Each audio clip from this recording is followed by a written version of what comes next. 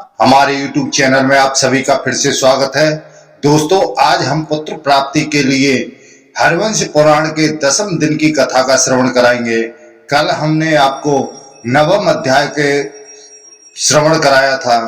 दोस्तों, पुत्र प्राप्ति के लिए यह बहुत ही अच्छा है, बहुत ही सुंदर है, जिसमें सभी देवताओं का वर्णन किया जाता है। इस वर्णन के प्रभाव से, इस वर्णन को सुनने से आपको पुत्र संतान की प्राप्ति होगी, वंश की वृद्धि होगी। दोनों पति पत्नी को पुत्र प्राप्ति के लिए इस हरिवंश पुराण का श्रवण करना चाहिए।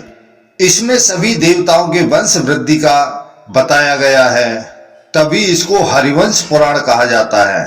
दोस्तों, 10वें दिन के हरिवंश पुराण की कथा का श्रवण कराएं। उससे पहले जो भी नए सदस्य हमारे इस वीडियो को देख रहे हैं, जिन्होंने अभी तक चैनल को सब्सक्राइब नहीं किया है, कृपया वे चैनल को सब्सक्राइब करें, लाइक करें, शेयर करें और बगल में बेल आइकन बटन दबाना ना भूलें, जिससे हम जो भी वीडियो बनाएं उन सभी का नोटिफिकेशन आपके पास में पहुंचे और हमारी सभी वीडियो का आपको लाभ मिले। बोलो हरिवंश पुराण की जय, बोलो विष्णु भगवान की जय, बोलो व्यास जी महाराज की जय, बोलो गुरुदेव भगवान की जय। गुरुर्ब्रह्मा गुरुर्विष्णु गुरुर्देवो महेश्वर, गुरुर् साक्षात् परब्रह्म तस्मै श्री गुरुवे नमः। अखंड मंडलाकारं व्याप्तं येन चराचरं तत्पदं दर्शितं येन तस्मै श्री गुरुवे नमः। कृष्णं नारायणं वन्दे कृष्णं वन्दे व्रजप्रियं, कृष्णं द्वैपायनं वन्दे कृष्णं वन्दे वृथासुतं। बोलो हरिवंश पुराण की जय। तब जन्मेजय जी ने कहा कि हे ब्राह्मण, मैंने कथा कहने वाले सज्जनों के मुख से अमित तेजस्वी विष्णु के अवतारों में 12 अवतार की बात पुराणों में सुनी है।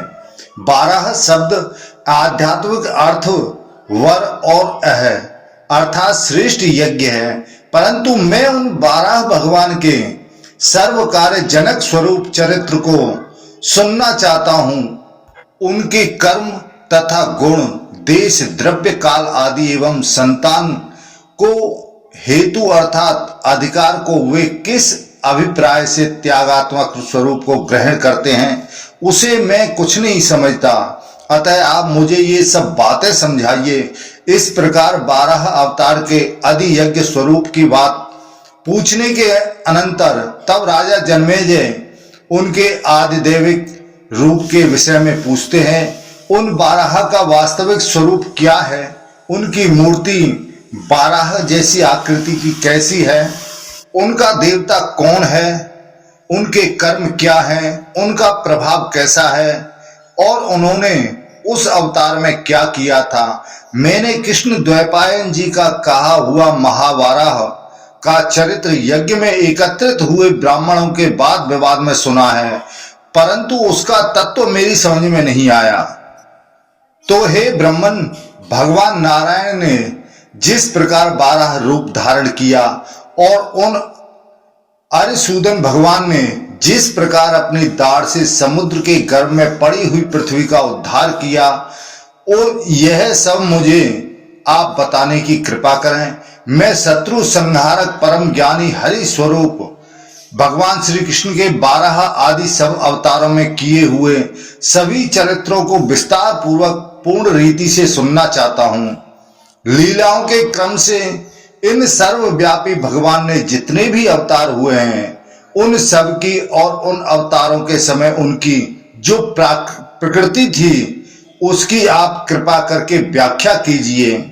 फिर देवताओं के शत्रुओं का नाश करने परम चतुर भगवान विष्णु वसुदेव के कुल में उत्पन्न होकर वासुदेव क्यों कहलाए, अर्थात वे कर्म बंधन से रहित होने पर भी उत्तम स्थान से नीचे स्थान में क्यों आए। वे देवताओं से घिरे हुए एवं पुण्यात्माओं द्वारा सेवित पवित्र लोक को छोड़कर इस मृत्यु लोक में क्यों आए, जो देवता और मनुष्यों के नेता हैं और जो बेहू पृथ्वी के भी उत्पत्ति स्थान हैं। उन्होंने अपने दिव्य आत्मा को मनुष्य शरीर में क्यों स्थापित किया, जो अकेले ही सब मनुष्यों के कर्म से जन्म और जन्म से पुनः कर्म रूप चक्र को निर्विघ्न पूर्वक चलाते हैं, उन चक्रधारियों में श्रेष्ठ श्री कृष्ण ने मनुष्य बनने का विचार क्यों किया? जो जगत के संपूर्ण लोगों की रक्षा करते हैं, वे भगवान विष्णु पृथ्वी पर आकर गोप कैसे बन गए? जो समस्त भूतों के अंतरात्मा प्रभु स्वयं महाभूतों को रचते और धारण करते हैं, उन श्री गर्भ को पृथ्वी पर विचरण करने वाली स्त्री ने अपने गर्भ में किस प्रकार धारण किया? जिन्होंने देवताओं की इच्छा पूर्ण करने के लिए 3 पेड़ों डगों से तीनों लोगों को जीतकर जगत में धर्म, अर्थ और काम से प्राप्त होने वाले 3 मार्ग, 3 गतियां स्थापित कर दी। धर्म से स्वर्ग अर्थात ऊर्ध्वगति, अर्थ से मर्त्यलोक अर्थात मध्य गति और काम से नरकादि अधोलोक अर्थात अधोगति मिलती है। जो भगवान प्रलय काल में दृश्य और अदृश्य रीति से कारण सहित संपूर्ण जगत का पान करके अपने शरीर को जलमय बनाकर संपूर्ण जगत को एक जलमय ही कर देते हैं। प्राचीन समय में जिन पुराणात्मा अरिसूदन भगवान ने बारह के रूप में अपने दांतों के अग्रभाग से पृथ्वी का उद्धार किया, पहले जिन अविनाशी सुर श्रेष्ठ ने इंद्र के लिए असुरों की सेना को जीतकर देवताओं को तीनों लोकों में वापस दिला दिया, जिन्होंने पूर्व काल में सिंह का रूप धारण कर और फिर उसको 2 प्रकार का अर्थात नरसिंह रूप बनाकर महान पराक्रमी दैत्य हिरण्याकश्यपु को मार डाला, जिन विभु ने पहले प्रलय काल में पाताल में जाकर औरव वंशी संवर्तक अग्नि का स्वरूप धारण कर समुद्र के जल रूप हवि घी का पान कर लिया, तो हे ब्राह्मण, प्रत्येक युग में जिन भगवान को सहस्र हजार अनंत सिर वाला, अनंत आंखों वाला, अनंत दान करने वाला और अनंत चरणों वाला कहा जाता है, स्थावर जंगम मात्मक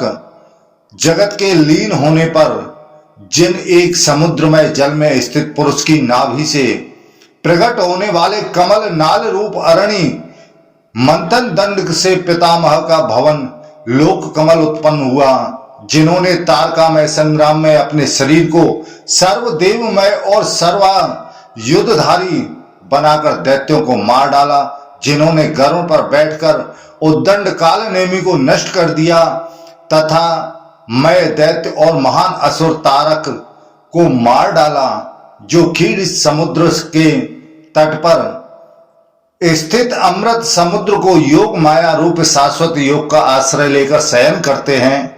देवताओं को उत्पन्न करने वाली अरण्य रूपा अदिति ने महान तप करके जिन पुराण पुरुष वामन रूपी गर्भ को धारण किया और जिन्होंने गर्भ से निकलने के बाद दैत्यों के चक्र में फंसे हुए इंद्र को दैत्यों के चक्र से मुक्त करके पूर्ण काम बना दिया, जिन्होंने अपने डगों से लोकमय करके अर्थात एक एक डग से एक एक लोक को नापकर दैत्यों को पाताल में भेज दिया, देवताओं को स्वर्ग का विहार करने वाला बना दिया और देवराज इंद्र को देवताओं के सम्राट पद पर स्थापित कर दिया, जिन्होंने ग्रह सूत्रों में कही हुई विधि तथा अनवाहार्य कर्म के साथ यज्ञोपयोगी चमस, उलूखन आदि पात्र, दक्षिणा और दीक्षा आदि की रचना की, जिन्होंने आहवनीय अग्नि, बेदी, श्रुवा, कुशाय, प्रोक्षणी पात्र, ध्रुवा और अवभ्रत स्नापनोपयोगी सामग्री की कल्पना की, जिन्होंने सुधा आदि 3 भोग्य पदार्थ बनाकर ब्राह्मणों को हव्य कव्य प्रदान करने वाला, देवताओं को यज्ञ में हवि भक्षण करने वाला और पितरों को श्राद्ध आदि में अर्पण किए जाने वाले पिंड आदि कव्य भक्षण करने वाला बनाया, जिन्होंने देवताओं का भाग निकालने के लिए मंत्र के प्रयोग की विधि के साथ साथ यज्ञ कर्म में यूप, संध्या, श्रुवा, सोम, पवित्र यानी 35 एवं परिधियों की कल्पना की, जिन्होंने यज्ञोपयोगी द्रव्य, यज्ञ ईटों के बने अग्नि स्थापन के स्थान और आहवनीय आदि 3 प्रकार की अग्नियां, सदस्य, यज्ञ कर्म का निरीक्षण करने वाले ब्राह्मण, यजमान उत्तम यज्ञ एवं मेद्य आदि पदार्थों का ब्रह्मा जी की प्रचलित की हुई विधि से विभाग किया, और जिन्होंने लोगों को युगों के अनुरूप बनाकर फिर अपना हाथ हटा लिया, जिन्होंने क्षण लव काष्ठा कला प्रातः मध्याह्न सायकाल रूप 3 काल मुहूर्त तिथि मास पक्ष वर्ष ऋतु काल के विविध योग नित्य नैमित्तिक और काम्य इन 3 प्रकार के प्रमेय कर्मों को श्रुति स्मृति शिष्टाचार रूप 3 प्रकार का प्रमाण आयु क्षेत्र स्थावर जंगम शरीर वृद्धि लक्षण और आकृति की सुंदर रचता रची थी, जिन्होंने 3 वर्ण शूद्रों को यज्ञ करने का अधिकार नहीं है, यानी शूद्रों का उन्होंने कुछ भी ग्रहण नहीं किया। 3 लोक 3 विद्याएं 3 अग्नियां 3 काल 3 कर्म 3 अपाय और 3 गुण रचे, जिन्होंने अनंत कर्मों के कारण 3 लोकों की रचना की, जो सब प्राणियों को रचने वाले हैं और जिनमें सब भूतों के गुण रहते हैं, जो जगदीश्वर समस्त ब्रह्मांड में जीवात्मा को जन्म मृत्यु देने के कारण सबके भगवान हैं, और जो इंद्रियों का विषयों के साथ संयोग करके सर्वत्र रमण करते हैं, जो धर्म करने वालों की गति है और पाप कर्म करने वालों की अगति है, अर्थात पाप कर्म करने वाले जिनको नहीं पा सकते, जो चारों वर्णों के उत्पत्ति स्थान हैं और जो चतुर्होत्र के रक्षक हैं और जो 4 विद्याओं के ज्ञाता है, जो चारों आश्रमों के आश्रय हैं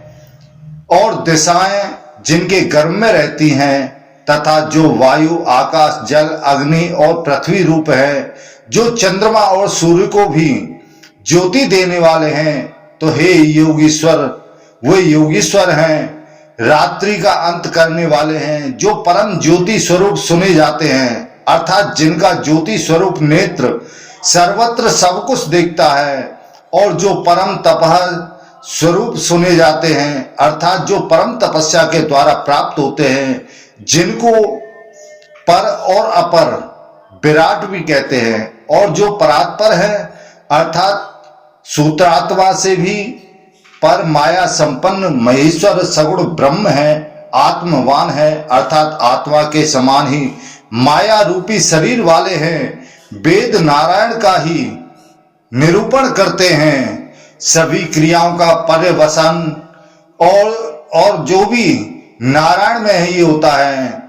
धर्म का लक्ष्य भी नारायण है, संपूर्ण गतियों की परम गति नारायण है, नारायण ही सत्य के आधार हैं और नारायण ही तप के द्वारा प्राप्य हैं, नारायण ही मोक्ष के आधार हैं, नारायण ही परम आश्रय रूप हैं, जो प्रभु आकाश में विचरण करने वाले आदित्य आदि ग्रहों के स्वरूप में स्थित हैं और दैत्यों का संहार करने वाले हैं, जो प्रलय के समय काल का रूप धारण कर लेते हैं, संसार का अंत करने वाले यम के भी यम हैं, मृत्यु की भी मृत्यु हैं, लोगों की मर्यादा बांधने वाले सेतु हैं, अर्थात मनु आदि को भी मर्यादा में रखने वाले हैं, और पवित्र करने वाले गंगा आदि तीर्थों के भी पवित्र, इन सभी को पवित्र करने वाले हैं, जो वेद के ज्ञाताओं द्वारा जानने योग्य हैं, प्रभुत्व स्वभाव वाले के भी प्रभु हैं, और जो सौम्य पुरुषों की चंद्रमा की भांति प्रिय दर्शन हैं,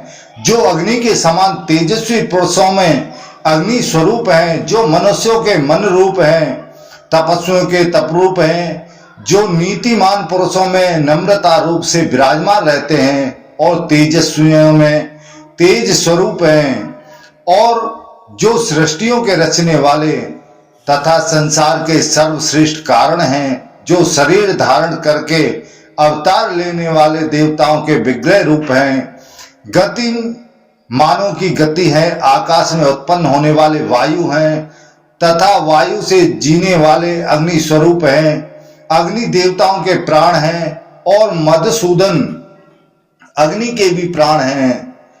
वे सब अग्नि के प्राण बनकर अग्नि के द्वारा क्या करते हैं? इसको स्पष्ट करते हुए कहते हैं, अग्नि के द्वारा पृथक किए हुए अन्न के सार रूप रस से रक्त बनता है और उससे क्रम से वीर्य बनकर गर्भ रहता है। इस प्रकार वह अग्नि के प्राण बनकर अग्नि के द्वारा सारा सृष्टि कार्य चलाते हैं और रक्त से मांस बनता है, मांस से मेद की उत्पत्ति होती है और मेद से अस्थियों की उत्पत्ति होती है, हड्डियों से मज्जा बनती है और मज्जा से वीर्य की उत्पत्ति होती है। रसमूल कर्म के द्वारा वीर्य से गर्भ रहता है, उसमें प्रथम भाग जल का अंश होता है और जल प्रधान सोम का अंश होता है और गर्भ की गर्मी से अर्थात जठराग्नि से उत्पन्न हुआ जो दूसरा भाग उसमें रहता है वह अग्नि का अंश कहलाता है। वीर्य को सोम का अंश और रज को अग्नि का अंश समझना चाहिए।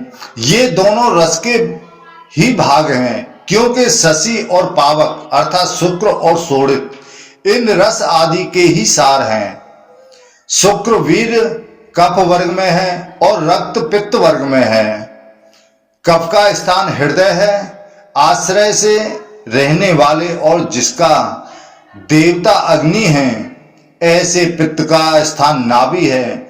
देह के मध्य में जो हृदय है वही मन का स्थान कहलाता है और नाभि कोष्ठ के भीतर अग्नि रहता है। मन को प्रजापति समझना चाहिए, कफ को सोम समझना चाहिए और पित्त को अग्नि कहा गया है। इस प्रकार संपूर्ण जगत अग्नि सोमात्मक है। जैसे धुएं, ज्योति, जल और पवन से मेघ बढ़ता है, इसी प्रकार गर्भ भी अन्न, अग्नि, जल और प्राण से बढ़ता है। अतएव अचेतन है, उसके बढ़ने पर प्राण वायु का सहचर होने से जीव रूप वायु ईश्वर के साथ उसमें प्रवेश करता है। देह में प्रवेश करने के अनंतर जीव अंगों की रचना होती है और उनमें बढ़ावा मिलता है, उनको भी पुष्ट करता रहता है, 5 भागों में बंटकर बढ़ता रहता है। वे 5 भेद इस प्रकार हैं, प्राण, अपान, समान, उदान और व्यान। इनमें प्राण प्रथम स्थान है। हृत पिंड हृदय को पुष्ट करता हुआ चलता रहता है। अपान प्राणी के जंघा से लेकर चरण तक आधा शरीर को और उदान प्राणी के जंघाओं के ऊपर ऊर्ध्व शरीर को बढ़ाता है तथा व्यान व्यायाम अर्थात बल साध्य कर्म करता है। अतः वह शरीर की सब संधियों में वर्तमान रहता है एवं समान नाभि में रहकर खाई और पी हुई वस्तुओं को समान करता है, यथा स्थान पहुंचाता है जहां जहां उनका स्थान होता है। इस प्रकार प्राण के कर्मों का विभाग होने के अनंतर जीव को इंद्रियों के विषय यानी रूप आदि के द्वारा उनके आश्रय भूतों का साक्षात्कार होता है। पृथ्वी, जल, तेज, वायु और 5वां आकाश, ये सब प्राणियों के रूप में परिणत होकर शरीर के अंतर्गत अपने अपने नेत्र, गोलक आदि स्थानों में प्रविष्ट हो जाते हैं। इस प्रकार वे अपने अपने सजातीय को ग्रहण करते हैं, अर्थात पार्थिव घ्राणेन्द्रिय पृथ्वी के गुण गंध को ग्रहण करती है, जलीय रस नेन्द्रिय जल के गुण रस को ग्रहण करती है, तेजस चक्षु तेज के गुण स्वरूप रूप को ग्रहण करती है, वायवी त्यविंगेंद्रिय वायु के गुण स्पर्श को ग्रहण करती है और आकाशीय श्रोतेंद्रिय आकाश के गुण शब्द को ग्रहण करती है। देह को अर्थात इकट्ठे हुए कठिनांश को पृथ्वी का विकार कहते हैं। प्राण को वायु का, शरीर में स्थित 9 छिद्रों को आकाश का विकार कहते हैं और शरीर से निकलने वाले जो मूत्र, पसीना, वीर्य आदि हैं सभी श्राप जल के विकार हैं। चक्षुरेंद्रिय तेज स्वरूप है। इन सब पृथ्वी आदि सम्मिलित तेज का अंश मन है। यह सभी इंद्रियों का नियामक है, इन सब को बस में रखता है। इस मन के वीर शक्ति से ही पृथ्वी आदि का समूह और गंध आदि विषय प्रत्यक्ष होते हैं अथवा ग्राम नगर सब मन के लगने पर ही बनाए जाते हैं। पुरुषोत्तम भगवान विष्णु इस प्रकार इन सनातन लोकों को रचते हैं। ऐसे विष्णु भगवान इस मरणशील संसार में मनुष्य क्यों बने? तो हे ब्राह्मण, मुझे यही संदेह और बड़ा भारी विस्मय हो रहा है कि गतिमानों को भी गति देने वाले भगवान ने मनुष्य शरीर किस लिए धारण किया। मैंने अपने वंश की और अपने पूर्वजों की उत्पत्ति सुन ली। अब मैं विष्णु की और वृष्टिवंशियों की उत्पत्ति को क्रमानुसार सुनना चाहता हूं। हे महामुने, देवता और दैत्य विष्णु को परम अचरज भरा बताते हैं, अतः आप विष्णु की अचरज से भरी हुई उत्पत्ति का मुझसे वर्णन कीजिए। वह किस प्रकार उत्पन्न हुए? आप बल और वीर के लिए प्रसिद्ध अमित तेजस्वी भगवान विष्णु के इस सुख देने वाले आश्चर्यजनक आख्यान को सुनाइए और आश्चर्य रूप जो स्वरूप है उनका विष्णु के कर्मों को तथा तत्व को भी मुझे सुनाइए। तब वैशंपायन ऋषि जी कहते हैं कि हे तात, तुमने सारंग धनुष धारण करने वाले भगवान विष्णु के विषय में यह प्रश्न का महान भार मेरे ऊपर रख दिया, तथापि मैं यथाशक्ति तुम्हारे प्रश्नों का उत्तर दूंगा। तुम श्री हरि की यशोगाथा लीला कथा का श्रवण करो। भगवान विष्णु के प्रभाव को सुनने में जो तुम्हारे मन की प्रवृत्ति हुई है, यह बड़े सौभाग्य की बात है। मैं हर्ष पूर्वक श्री हरि की दिव्य लीला कथा का वर्णन करता हूं, तुम ध्यान देकर उसे सुनो।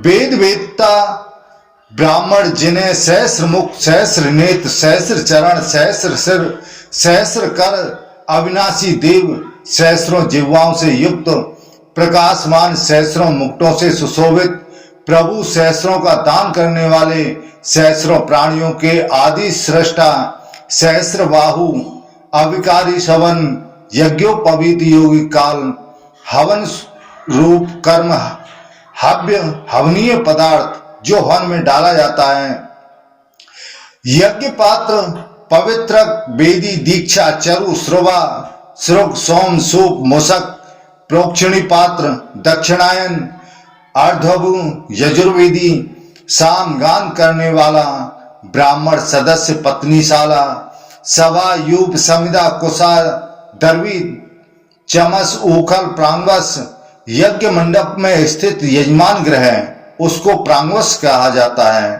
यज्ञ भूमि होता जो ऋत्विक होता है, चयन, ईंटों से बनी हुई वेदी, छोटे बड़े चराचर जीव, प्रायश्चित, प्रयोजन या फल, स्खंडल वेदी, कोश, मंत्र, यज्ञवाहक, अग्नि, देवताओं का भाग, भागवाहक, अग्रसन, भोजी, सोम भोक्ता, घी की आहुति से उठने वाले, ज्वाला, उधायुक्त, यज्ञ समाप्ति के समय की जाने वाली उदयनीक नामक इष्टि तथा यज्ञ में विद्यमान सनातन प्रभु कहते हैं।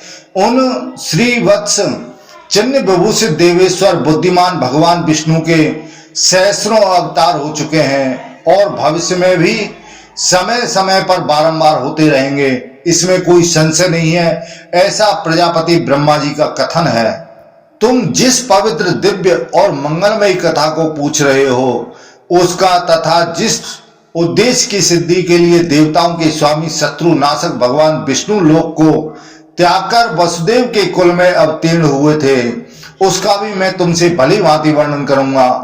तुम वह सब प्रसंग पूर्ण रूप से सुनो। साथ ही महातेजस्वी वसुदेव नंदन श्री कृष्ण का महात्म एवं चरित्र भी श्रवण करो। समस्त भूतों के आत्मा भगवान श्री हरि देवता और मनुष्यों का कल्याण तथा लोगों का अभ्युदय करने के लिए आवश्यकतावश बारंबार अवतीर्ण होते हैं।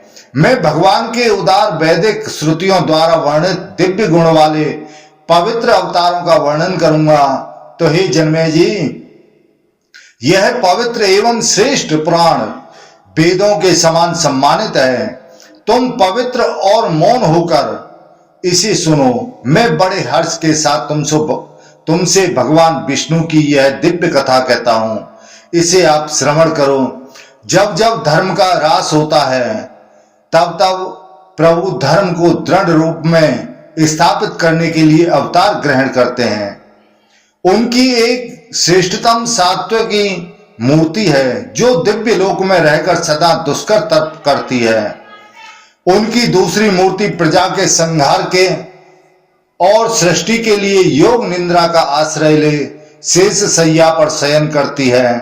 वह योग निद्रा अध्यात्म चिंतकों की समाधि से उत्कृष्ट है। 1,000 चतुर्युगों तक शयन करके वे सृष्टि संचालन के कार्यों से पुनः विभिन्न रूपों में प्रकट होते हैं। 1,000 युग पूर्ण हो जाने पर वे देवादिदेव जगदीश्वर विष्णु की पितामह ब्रह्मा, इंद्रादि लोकपाल, चंद्रमा, सूर्य, अग्नि, कपिल, परमेष्टि, देवता, सप्तऋषि और महायशस्वी त्रिनेत्रधारी शिव आदि के रूप में प्रादुर्भूत होते हैं। वायु, समुद्र और पर्वत ये सब के सब उन्हीं के विराट रूप का आश्रय लेकर स्थित हैं। महान प्रभावशाली सनत कुमार और प्रजा की सृष्टि करने वाले ईश्वरशाली महात्मा मनु भी उन्हीं के स्वरूप हैं।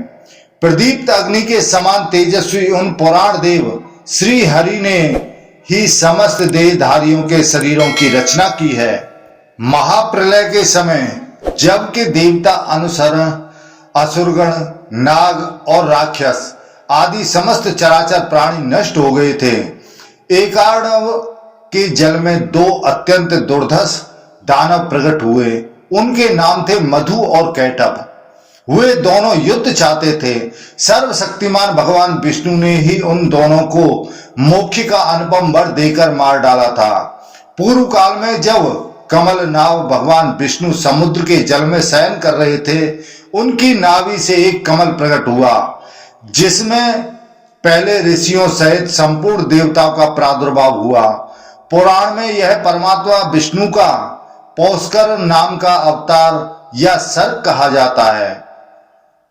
पुराण यह विद्या है जिसमें मंत्र एवं ब्राह्मण भाग की श्रुतियों से संपूर्ण वेद की प्रतिष्ठित है। पुराणों में वेदार्थ का ही विस्तार किया गया है। उन परमात्मा का जो 12 नामक अवतार हैं वह श्रुति में वर्णित है। उस अवतार के समय सुरश्रेष्ठ भगवान विष्णु ने 12 रूप धारण कर पर्वत और वन सहित समुद्र तक की सारी पृथ्वी का जल से उद्धार किया था। चारों वेद उनके 4 पैर हैं और यूप उनकी दाढ़ी है। यज्ञ दांत और सेनचित आदि चित्ती इष्टि का चयन मुख है। साक्षात अग्नि ही उनकी जिह्वा, कुशा, रोमावली और ब्रह्म मस्तक है। उनका तप महान है। दिन और रात्रि उनके नेत्र है। ये दिव्य स्वरूप वेद उनका अंग और श्रुतियां आभूषण हैं। हविष्य यानी घृत, नासिका, श्रवा, यूथन और सामवेद का गंभीर घोष ही उनका स्वर है। ये महान हैं। धर्म और सत्य उनका स्वरूप है। वे श्री संपन्न तथा क्रम, गति, विक्रम, पराक्रम के द्वारा सम्मानित हैं। प्रायश्चित उनके नख और पशु उनके घुटने हैं। वे धीर तथा विशाल भुजाओं से युक्त हैं। उदाता अंत्र, आंत, होम, लिंग तथा बड़ी बड़ी औषधियां उनके अन्नकोश और वीर्य है। वायु, अंतरात्मा, मंत्र, नितंब और निचेड़ कर निकाला हुआ सोमरस ही उनका रक्त है। वेदी ही स्कंद, हविष्य, गंध, दूध, हव्य और काव्य उनका प्रचंड वेग है। वे परम कांतिमान तथा सभी प्रकार की दीक्षाओं से संपन्न हैं। दक्षिणा ही उनका हृदय है। महान सत्र, लंबे काल तक चलने वाले यज्ञ उन महान योगी का स्वरूप है। वेदों का स्वाध्याय उनके ओठों का आभूषण है और प्रागर्भ नाम की कर्म की आवृत्ति ही उनका भूषण है। अनेक प्रकार के छंदों की गति उनका मार्ग है और वे गोपनीय उपनिषद रूपी आसन पर विराजमान रहते हैं। जल में पड़ने वाली छाया ही पत्नी की भांति उस समय उनकी सहायिका थी और वे मेरू पर्वत के शिखर के समान ऊंचे जान पड़ते थे। उन सहस्र सिर वाले भगवान बारह ने जो देवताओं के आदिकरण हैं, एकार्णव के जल में प्रवेश करके उसमें डूबी हुई पर्वत और वन तथा काननों सहित समुद्र तक की सारी पृथ्वी को अपनी दाढ़ से ऊपर उठाकर संपूर्ण लोकों के हित की कामना से पुनः उसे जल के ऊपर स्थिरता पूर्वक स्थापित कर दिया। इस प्रकार प्रकट होकर समस्त प्राणियों का हित चाहने वाले यज्ञात्मा भगवान बारह ने समुद्र जल को धारण करने वाली समूची पृथ्वी का पूर्व काल में उद्धार किया था। यह 12 अवतार की कथा कही गई है। इसके बाद नरसिंह अवतार हुआ, उसका वर्णन सुनो। इस अवतार में भगवान ने नरसिंह रूप धारण करके हिरण्यकश्यपु नामक दैत्य का वध किया था।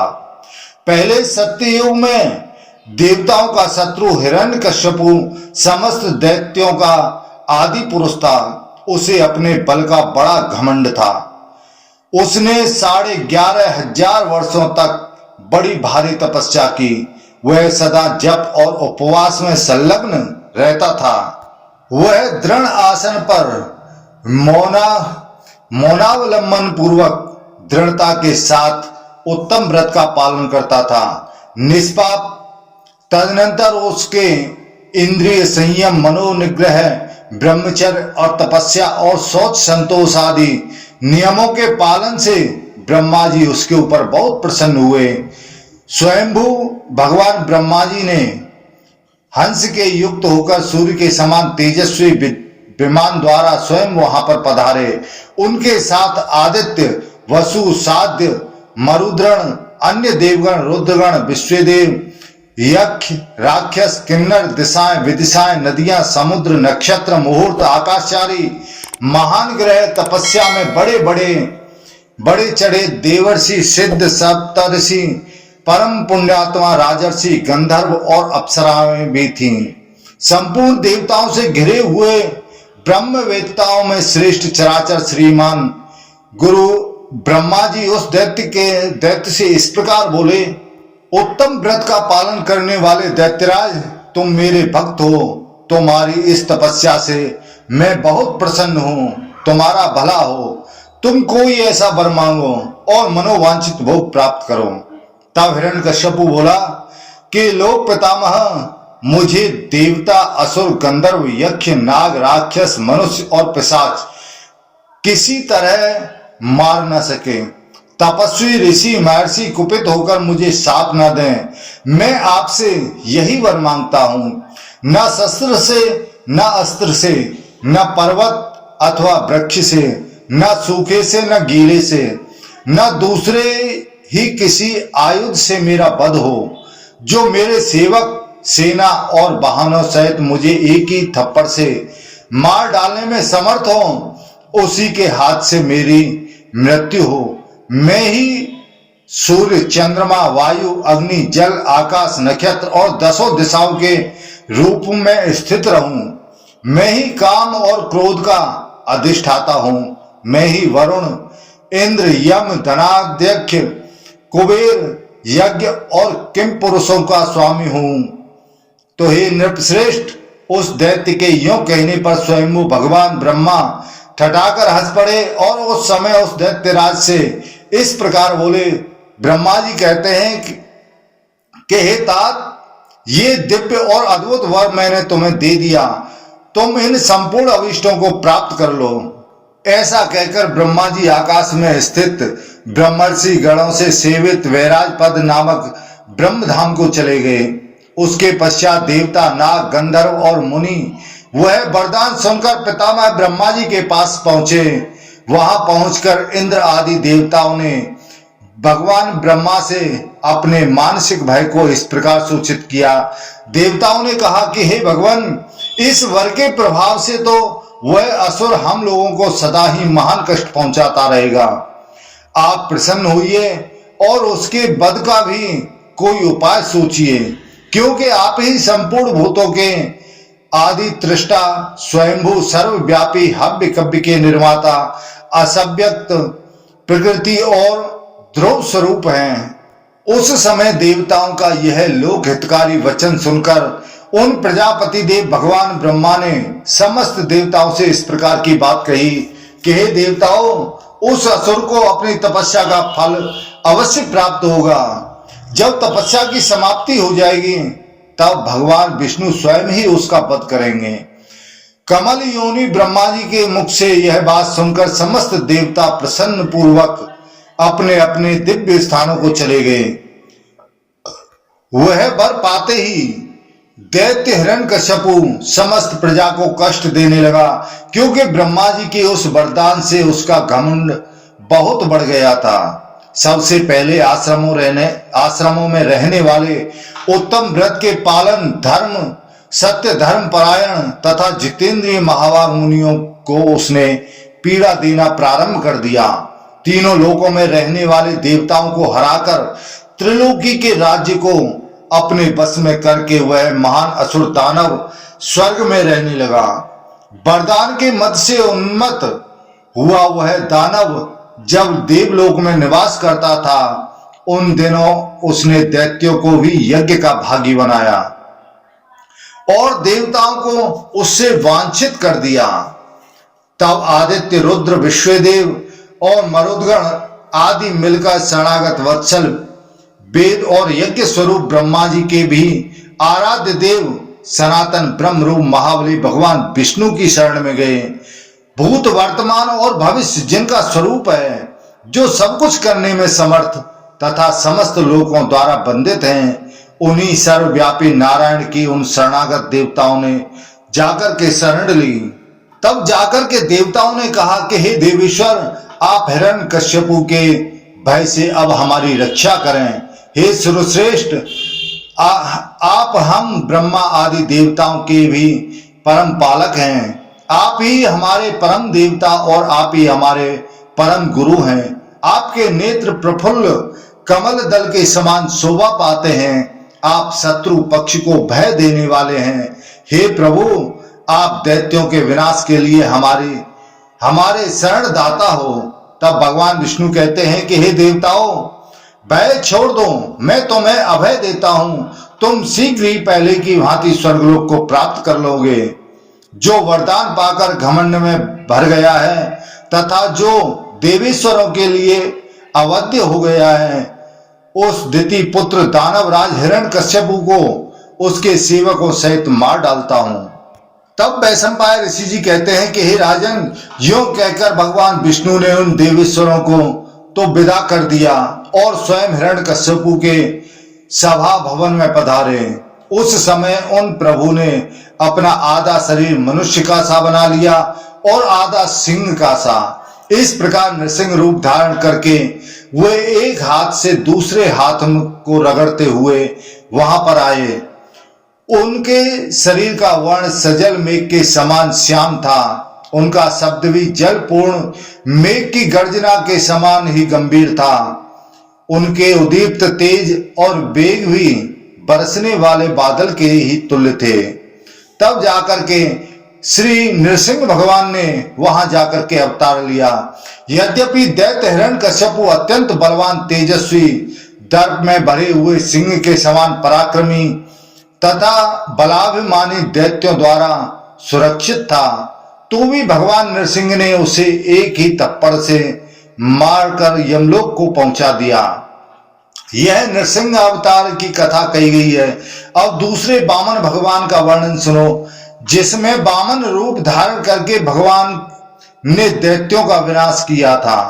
पूर्व काल में सर्वशक्तिमान भगवान विष्णु वामन रूप धारण बलवान बलि के यज्ञ में गए और वहां उन्होंने अपने 3 ही पगों से त्रिलोकी को नापकर किसी से क्षुब्ध न होने वाले बड़े बड़े असुरों को क्षुब्ध कर डाला।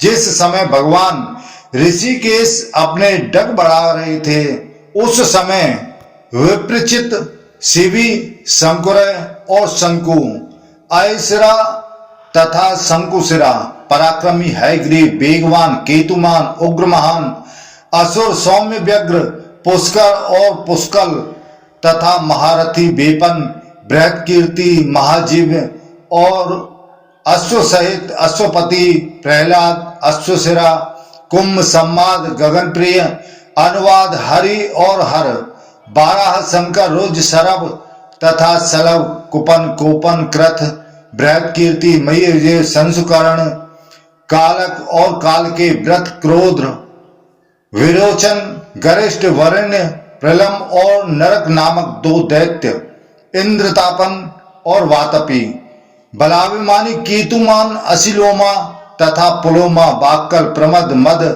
खसरम, कालवदन, कराल, कौशिकी, सर आदि दैत्य चारों ओर से भगवान को घेरकर खड़े हुए। उनमें से किसी के हाथ भी सदंगनी बंदूक नहीं थी, हथियार नहीं था, और किसी के हाथ में चक्र, बहुतेरे अपने हाथों में परिध लिए खड़े थे। कुछ दानव बड़ी बड़ी शिलाओं से प्रहार करते थे, कितनों के हाथों में शूल थे, कितने ही पत्थर के गोले फेंकने वाले यत्न रूपी आयुध से संपन्न थे, बहुतेरे भिंदीपाल नामक अस्त्र का प्रयोग करते थे। कितने ही दैत्यों ने अपने हाथों में सूल, ऊखल, फरसे, पास, मुदगर और मूसल ले रखे थे। इस प्रकार वे भांति भांति के आयुध धारण किए हुए थे। उनके वेश भी कई तरह के थे। वे सबके सब महान, वेगशाली और भयंकर थे। किन्हीं के मुख कछुओं और मुर्गों के समान थे, तो किन्हीं के खरहे और घुघुओं के सदृश। कितने ही दानवों के मुख गधे, ऊंट, सुगर, मगर और सियारों के समान थे। वे सभी बड़े भयानक जान पड़ते थे। कुछ घोर रूपधारी दैत्यों के मुख चूहों और मेंढकों के समान थे। कितनों के मुख भेड़ियों से मिलते जुलते थे। किन्हीं के मुख बिलाव जैसे थे, तो किन्हीं के हाथियों के समान। कोई कोई इससे भी बड़े मुख वाले थे।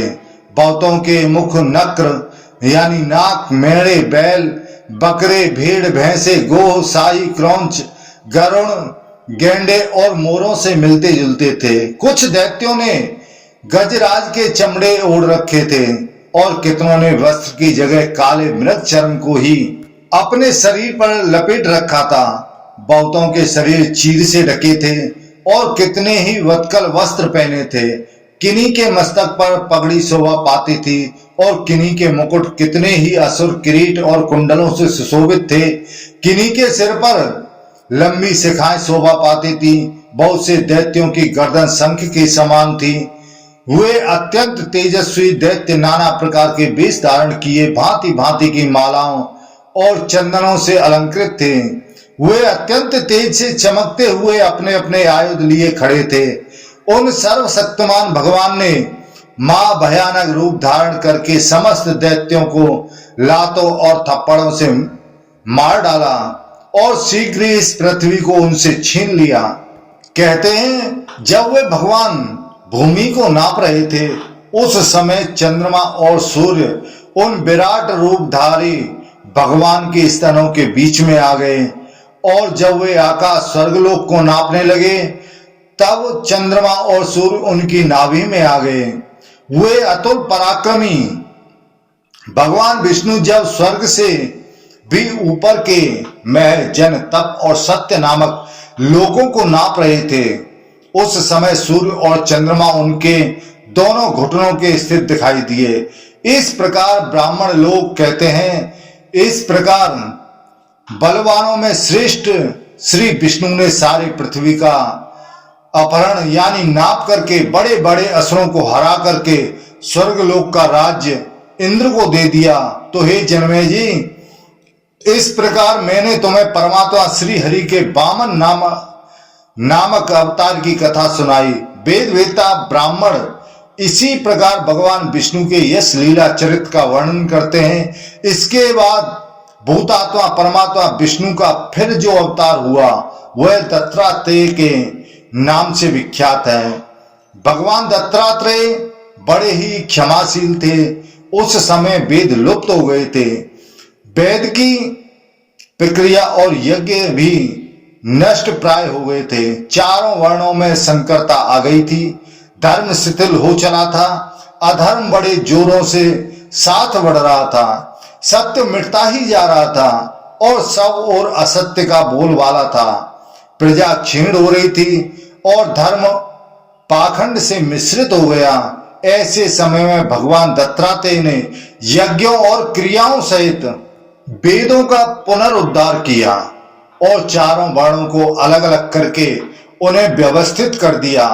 वरदायक एवं ज्ञाननिष्ठ भगवान दत्तात्रेय ने है वंशी बुद्धिमान राजा कार्तवीर्य को यह वर दिया था, निष्पाप ये जो तुम्हारी दो भुजाएं हैं मेरे वरदान के प्रभाव से युद्ध के समय निसंदेह 1000 भुजाओं के रूप में परिणित हो जाएंगी।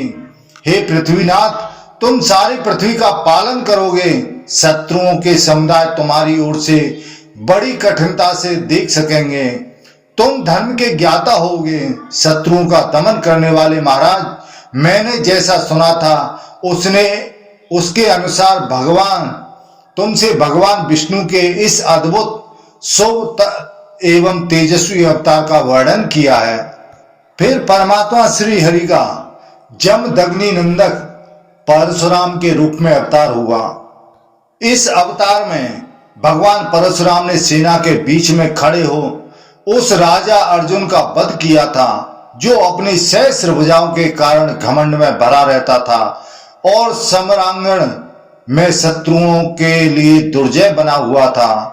राजा अर्जुन रथ पर बैठा था, परंतु भृगुनंदन परशुराम जी ने उसे धरती पर गिरा दिया और इच्छानुसार छाती पर चढ़कर चमकते हुए फरसे से उसकी संपूर्ण सहस्रों भुजाएं काट डाली।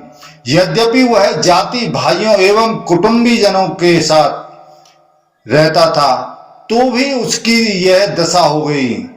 उस समय कार्तवीर्य मेघ के समान गंभीर स्वर में जोर जोर से चीखता चिल्लाता रहा। उन्होंने मेरु और मंदराचल से विभूषित समस्त पृथ्वी पर करोड़ों क्षत्रियों की लाशें बिछा दी तथा 21 बार भूतल को क्षत्रियों से शून्य कर दिया। पृथ्वी को क्षत्रियहीन करके महातपस्वी भृगुनंदन परशुराम ने अपने संपूर्ण पापों का नाश प्रायश्चित करने के लिए अश्वमेध यज्ञ का अनुष्ठान किया, जिसमें बड़े भारी दान किए जाते हैं। वह अश्वमेध यज्ञ में भृगुनंदन परशुराम ने प्रसन्न होकर मरीचि कुमार कश्यप को दक्षिणा रूप से यह सारी पृथ्वी दे दी थी। महायशस्वी महामनस्वी रथियों में श्रेष्ठ परशुराम ने उस अश्वमेध यज्ञ नामक महायज्ञ में वरुण के यहाँ से प्राप्त हुए शीघ्र गामी घोड़े, रथ, अक्षय, स्वर्ण राशि, धेनु और गजराज भी दान में दिए थे। आज भी समस्त लोगों के हित के लिए बारंबार तीव्र तपस्या करते हुए भृगुकुल नंदन जमदग्नि कुमार बुद्धिमान परशुराम उत्तम महेंद्र पर्वत पर देवताओं के समान निवास करते हैं। तो हे जन्मेजय, समस्त देवताओं के स्वामी सनातन एवं अविनाशी पुरुष परमात्मा विष्णु के इस परशुराम नामक अवतार का वर्णन किया गया। 24वें त्रेता युग में भगवान विष्णु राजा दशरथ के पुत्र कमल नयन श्री राम के रूप में प्रकट हुए और कुछ काल तक विश्वामित्र के अनुयायी रहे। उस समय सर्वसमर्थ महाबाहु भगवान अपने को 4 रूपों में प्रकट करके स्वयं श्री राम नाम से विख्यात हुए। वे श्री राम सूर्य के समान तेजस्वी थे। महायशस्वी श्री राम सब लोगों को प्रसन्न रखने, राक्षसों को मारने और धर्म की वृद्धि करने के लिए उस समय अवतीर्ण हुए थे। श्री राम को समस्त भूतों के स्वामी भगवान विष्णु का अवतार विग्रह बताते हैं, जिन्हें परम बुद्धिमान विश्वामित्र जी ने देवद्रोही असुरों का वध करने के लिए ऐसे दिव्यास्त्र प्रदान किए थे, जिन्हें धारण करना देवताओं के लिए भी कठिन था।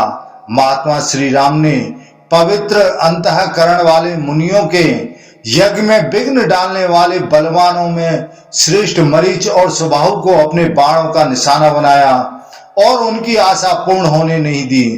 पूर्व काल में जब महात्मा राजा जनक के यहाँ यज्ञ हो रहा था, उस समय उन्हीं श्री राम ने खेल सा करते हुए महादेव जी के धनुष को अनायास ही तोड़ डाला। वे संपूर्ण धर्मों के ज्ञाता और समस्त प्राणियों के हित में तत्पर रहने वाले थे। उन्होंने लक्ष्मण को साथ ले 14 वर्षों तक वन में निवास किया। उस समय उनके साथ मूर्तिमती श्री लक्ष्मी जी भी थीं, जो लोगों में सीता के नाम से प्रसिद्ध थीं।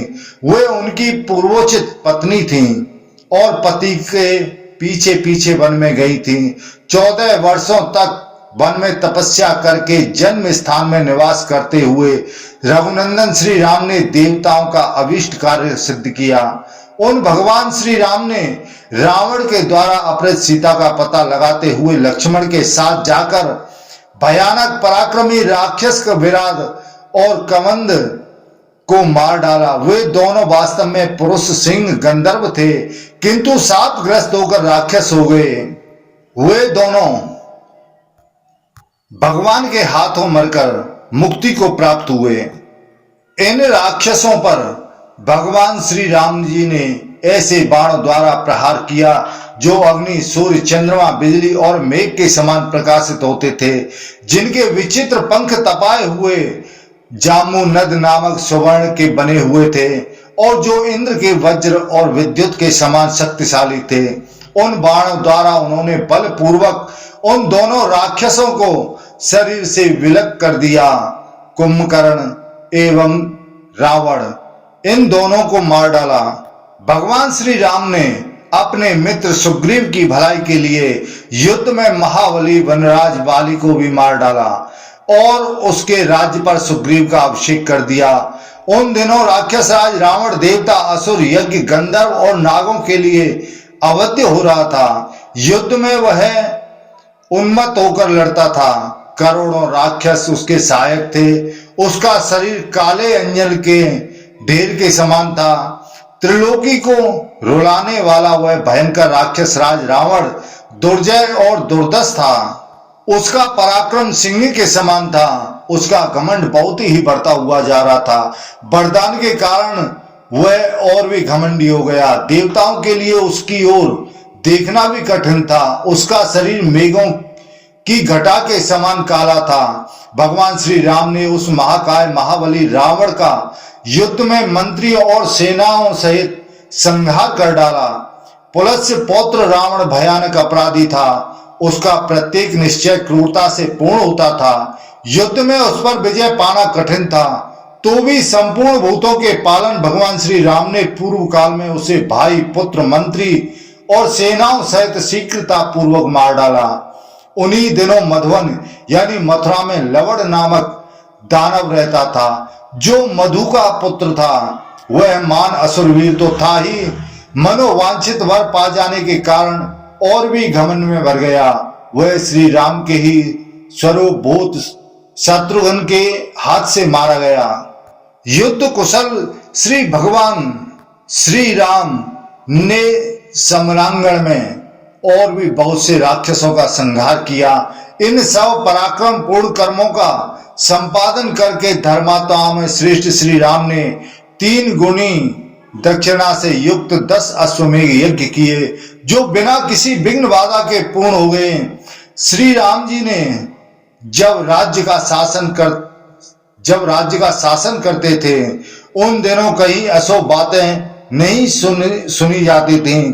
वायु प्रचंड वेग से नहीं चलती थी तथा कोई किसी के धन का अपहरण नहीं करता था। श्री राम के राज्य शासन काल में कभी विधवाओं का करुण क्रंदन नहीं सुना गया।